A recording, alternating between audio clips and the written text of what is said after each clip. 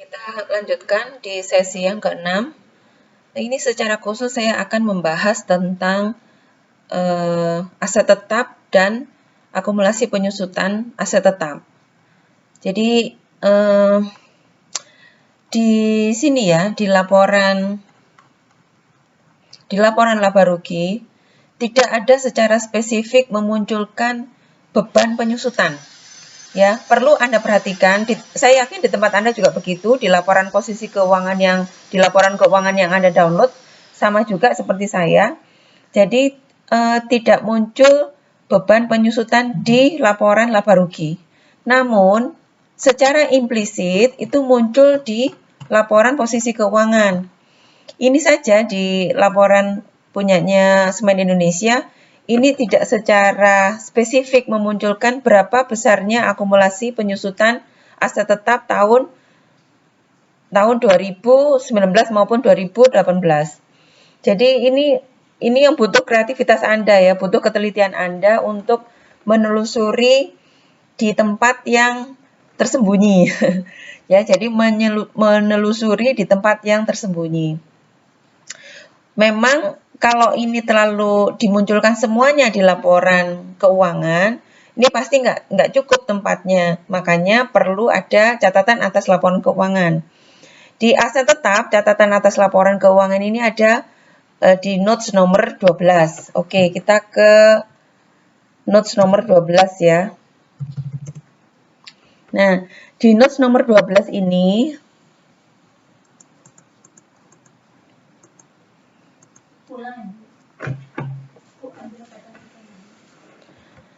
jadi yang di notes nomor 2012 ini, di notes nomor 12, di sini muncul ya, semua di sini muncul. 2019, aset tetap 2019 maupun aset tetap tahun 2018 di sini muncul semua. Saya yakin di tempat Anda juga muncul. Jadi di situ muncul rincian berapa biaya perolehan, ya, berapa biaya perolehan sampai dengan apa saja yang dimiliki, berapa penyusutan masing-masing. Kemudian ada akumulasi di sini. Nah, kalau kita kan langsung aja main tembak di sini ya, daripada ruwet-ruwet kecil-kecil gitu. Langsung aja main tembak di akumulasi penyusutan. Nah,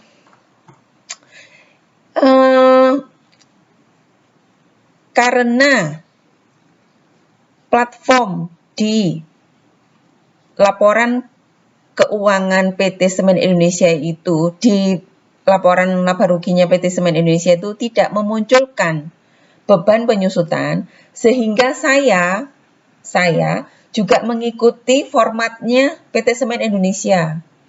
Karena kalau saya mengikuti formatnya buku, itu bisa ada jadwal itu di situ beban penyusutannya.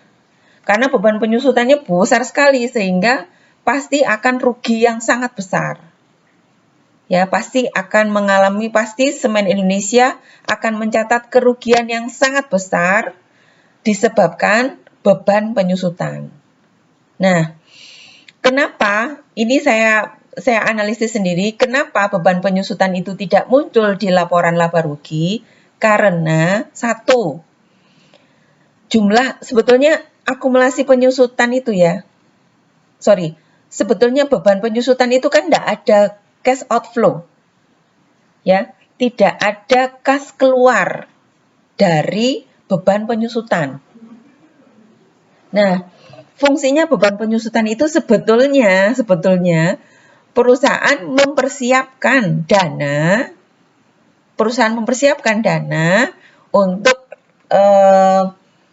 meregenerasi asetnya.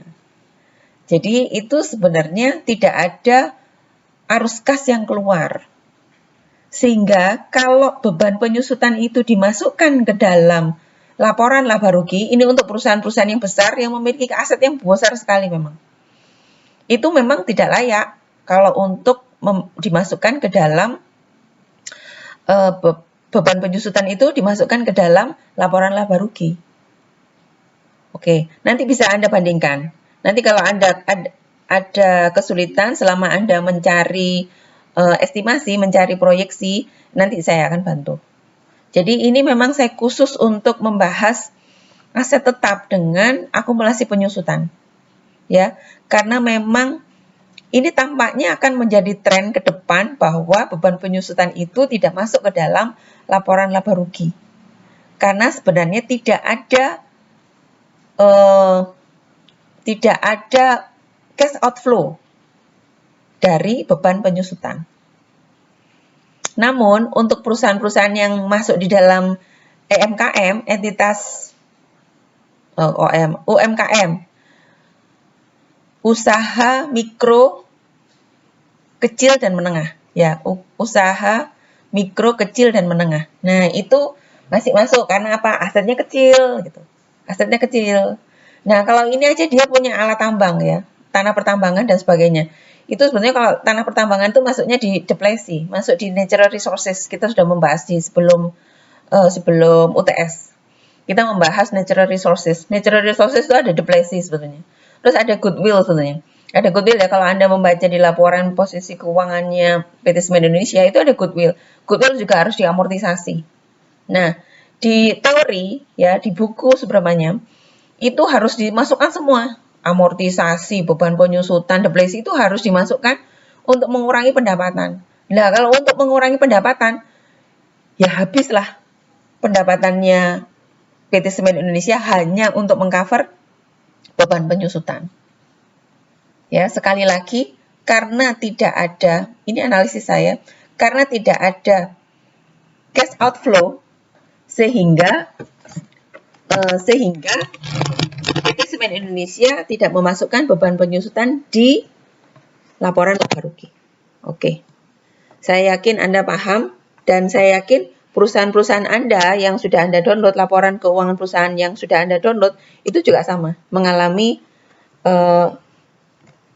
hal yang sama dengan saya. Oke, itu penjelasan saya. Karena kenapa saya menjelaskan khusus? Karena nanti di laporan posisi keuangan juga ada beban atau akumulasi penyusutan aset tetap. Sehingga sebelum masuk ke sana, sebelum masuk di penyusunan estimasi laporan posisi keuangan Semen Indonesia tahun 2020, saya menjelaskan aset tetap dan akumulasi penyusutan serta beban penyusutan aset tetap secara spesifik. Sehingga Anda mungkin bisa paham. Kalau misalnya Anda tidak paham, nanti saya jelaskan pada saat kita nanti bertemu ya lewat Zoom ya. Oke, terima kasih. Kita nanti lanjut ke poin berikutnya, ke poin ini, poin berikutnya. Oke, kita close dulu ini.